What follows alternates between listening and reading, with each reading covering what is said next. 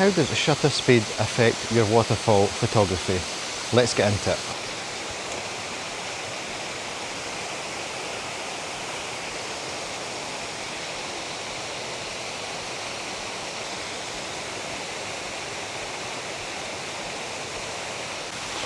We'll just start off with a simple basic, what the camera would tell you is a good shutter speed to use, and it's given a 20th of a second. I just want to focus first. Midges are rife today, so a sharp shutter speed will freeze the action.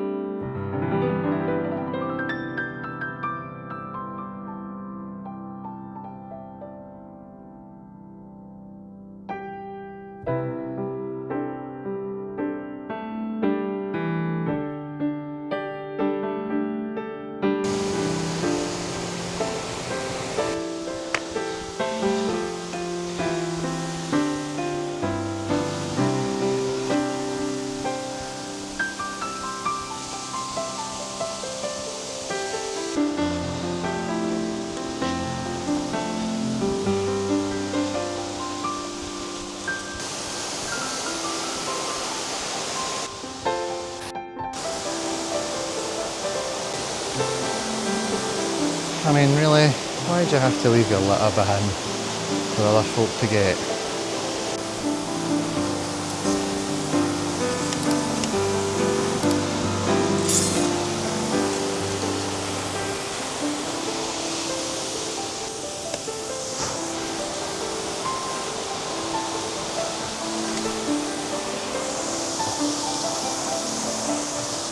As I've said before, focus on the rock.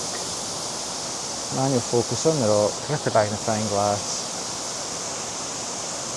I'm going to go f8, a quarter of a second, ISO 200.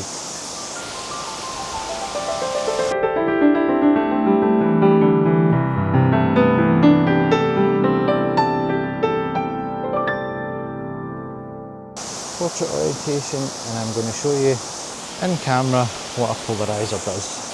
I'm just going to show you what the polarizer does down in this wee pool at the bottom. You just turn it there as it increases the glare, and then you turn it a little bit more and it takes the glare off the water and it cuts right through. Go back to manual, focus on the rock. Clear my screen so I can see. Clear away, a quarter of a second. Best shutter speed you can get for waterfalls.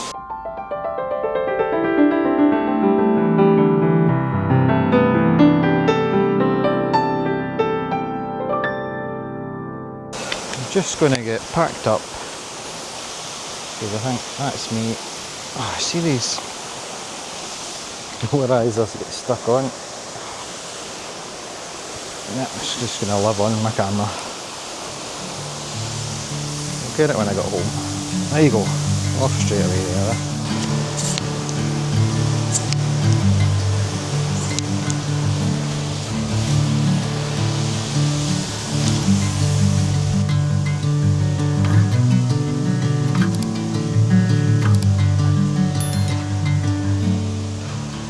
Hope that gives you some more clarity on what shutter speed you want to use, whether you want to freeze the action or smooth it right out to make that ethereal look. And I hope to see you in the next one. Bye for now.